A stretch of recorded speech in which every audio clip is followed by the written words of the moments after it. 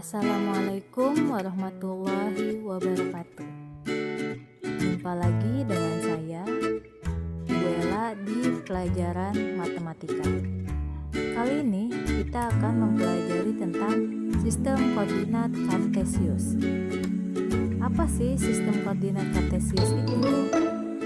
Jadi, sistem koordinat kartesius adalah suatu sistem untuk menentukan posisi suatu titik atau benda atau unsur geometri menggunakan satu atau dua atau lebih bilangan dan memiliki acuan sumbu yang tetap. Nah, misalkan kita akan menentukan letak posisi benda A atau benda B. Nah, titik acuannya yaitu sumbu X dan sumbu Y, di mana sumbu X disebut dengan absis dan sumbu Y disebut dengan ordinat. Kemudian kita mengenal tentang istilah kuadran. Nah, kuadran pertama itu dimulai dari sisi kanan atas, kemudian kuadran kedua, kuadran ketiga, dan kuadran keempat. Apa sih fungsi-fungsi dari kuadran ini? Nah, untuk selanjutnya kita akan mempelajarinya lebih lanjut di SMA ya. Untuk SMP kita cukup tahu kuadran 1, kuadran 2, kuadran 3, dan kuadran 4. Oke, berarti kita akan coba aja langsung sebelum ke soal-soal. Jadi untuk menentukan posisi pada sistem koordinat, kita bisa menjelaskan posisi berdasarkan jaraknya kepada dua sumbu, baik terhadap sumbu X maupun terhadap sumbu Y. Misalkan titik A ya, Ibu bisa mendefinisikan posisi titik A ini berdasarkan sumbu X dan sumbu Y. Misalnya titik A berdasarkan sumbu X kita hitung ya, 1, 2, 3, 4. Berarti 4 satuan di atas sumbu X. Kemudian kita lihat berdasarkan sumbu Y juga, yaitu 1, 2, 3, 4, 5, 6. Berarti berada 6 satuan di kanan sumbu Y. Contoh lain, misalkan Ibu punya titik B. Nah, titik B ini kalau kita lihat, dia ini ada 3 satuan di atas sumbu X dan dia ada 5 satuan di sebelah kiri sumbu Y. Nah, itu salah satu cara menampilkan data atau posisi titik ini. Jadi untuk kedepannya nanti kita akan menggunakan sistem seperti ini ya. Misalkan titik P, nah ya, titik P X, Y. Kita mau mengetahui X-nya berapa, Y-nya berapa. Nah, kita lihat titik P ya. Nah, 1, 2, 3, 4, 5, 6. Nah, 6 langkah 6 langkah ke sebelah kiri ya, berarti nilai X-nya negatif 6. Kemudian 1, 2, 3, 4. Nah, 4 langkah ke bawah berarti nilai Y-nya yaitu negatif 4. Jadi titik P sama dengan negatif 6, negatif 4. Kemudian contoh lainnya misalkan titik Q X, Y. Kita lihat nilai X-nya 5 langkah ke kanan berarti nilai X-nya 5, kemudian 3 langkah ke bawah berarti nilai Y-nya negatif 3, berarti Q 5, negatif 3.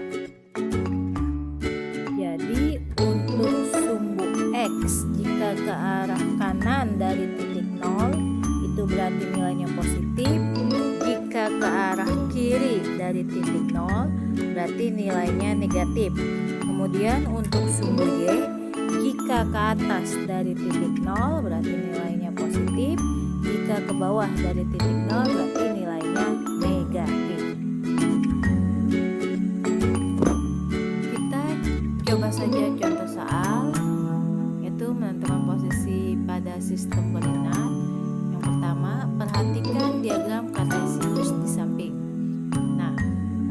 pertama yaitu tuliskan semua titik pada kuadran 3. Nah, ini kita sebutkan dulu, ini kuadran 1, kuadran 2, kuadran 3. Jadi pada kuadran 3 ini ada titik E dan F. Kemudian yang kedua, bagaimanakah posisi titik A dan G terhadap sumbu X dan sumbu Y? Berarti kita menyebutkan berapa satuan dari sumbu X dan berapa satuan dari sumbu Y. Misalkan titik A, berarti kita hitung 1, 2, 3, 4, 5, 6, berarti 6 satuan di atas sumbu X, dan 1, 2, 3 satuan di kanan sumbu Y. Kemudian titik G, 1, 2, 3, 4, 5, 6 satuan di bawah sumbu X, kemudian 1, 2 satuan di kanan sumbu Y. Kemudian pertanyaan yang ketiga, tuliskan koordinat titik C dan titik D. Kita lihat titik C, nilai X-nya yaitu negatif 4, kemudian nilai Y-nya yaitu 3. Jadi titik C negatif 4,3. Kemudian titik D, nilai X-nya negatif 6, kemudian nilai Y-nya 5. Jadi titik D negatif 6,5. Kemudian pertanyaan berikutnya, tuliskan titik dengan ordinat positif. Ordinat berarti sumbu Y, positif berarti atas, berarti titik A, B, C, dan D. Kemudian tuliskan titik dengan absis negatif. Absis berarti nilai X, negatif berarti sebelah kiri, berarti titiknya C, D, E, dan F. Nah, kira-kira seperti itu bagaimana cara kita membaca diagram kartesius. Nah, sekarang kita mau mencoba bagaimana menaruh titik pada diagram kartesius ya. Contoh soal yang kedua, pada diagram kartesius di samping, gambarkan yang A, 3 titik yang berada 4 satuan di atas sumbu X. Nah, berarti kita lihat sumbu X 1, 2, 3, 4. Nah, 4 satuan di atas sumbu X. Nah, kita bebas ya naruhnya, mau di sini 1, di sini A2, di sini A3. Jadi tidak menyebutkan berapa jarak dari sumbu Y-nya. Pertanyaan yang kedua, sebutkan 2 titik yang berada 2 satuan di kiri sumbu Y. Nah, kita lihat sumbu Y 2 satuan.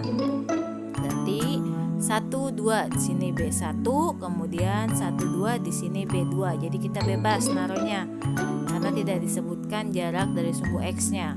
Kemudian yang ketiga, titik C yang berada 3 satuan di bawah sumbu X. Titik C 1, 2, 3, kemudian 1 satuan di kanan sumbu Y. Berarti dari sumbu Y 1, berarti titik C-nya berada di sini. Kemudian titik D 2, negatif 3, berarti nilai X-nya 2, nilai Y-nya negatif 3. Titik E negatif 4,3, berarti nilai X-nya negatif 4, nilai Y-nya 3. Nah, sekarang kita akan masuk ke titik acuan. Tadi Ibu sudah bilang pada diagram kartesius titik acuannya selalu tetap, yaitu sumbu X dan sumbu Y.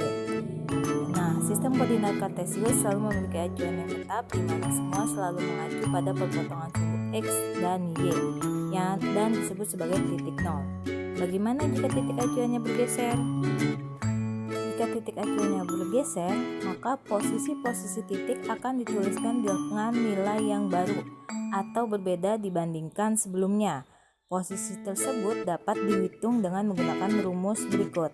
X baru sama dengan X lama dikurang X acuan, Y baru sama dengan Y lama dikurang Y acuan. Nah, kita masuk ke contoh soal. Misalkan, perhatikan diagram kartesius di samping.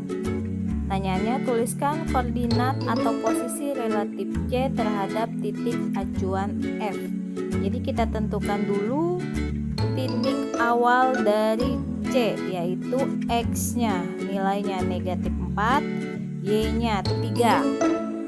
Kemudian titik acuannya yaitu titik F. Kita lihat X-nya negatif 3, Y-nya juga negatif 3. Jadi titik barunya X lama dikurang X acuan, berarti negatif 4 dikurang negatif 3 sama dengan negatif 1. Y barunya berarti Y lama dikurang Y acuan, 3 dikurang negatif 3 sama dengan 6. Jadi posisi titik C terhadap titik acuan F yaitu negatif 1,6. Nah, letaknya di sini ya.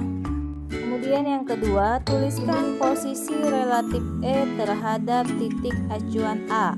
Nanti kita lihat titik awal dari titik E yaitu X-nya negatif 5, Y-nya juga negatif 5.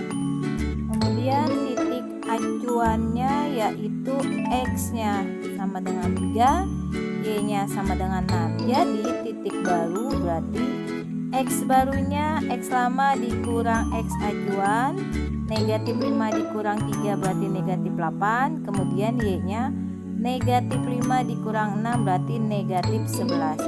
Jadi posisi relatif E terhadap titik acuan A adalah negatif 8, negatif 11.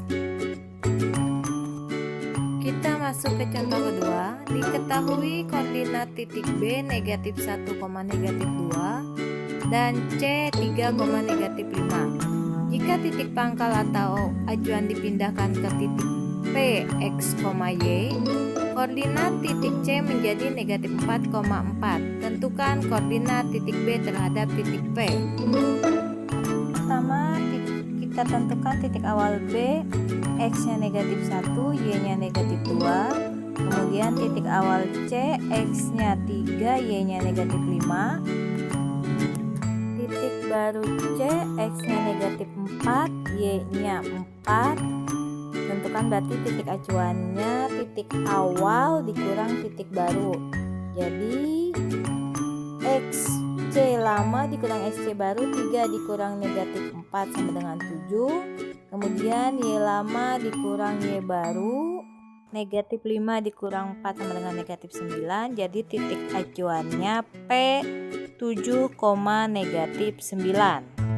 Jadi titik B terhadap titik P, X-nya itu negatif 1 dikurang 7 negatif 8, Y-nya negatif 2 dikurang negatif 9 sama dengan 7. Jadi titik B terhadap titik P yaitu negatif 8,7. Ya, kira-kira seperti itu tentang diagram kartesius. Nah, untuk pertemuan berikutnya kita masih membahas tentang koordinat kartesius.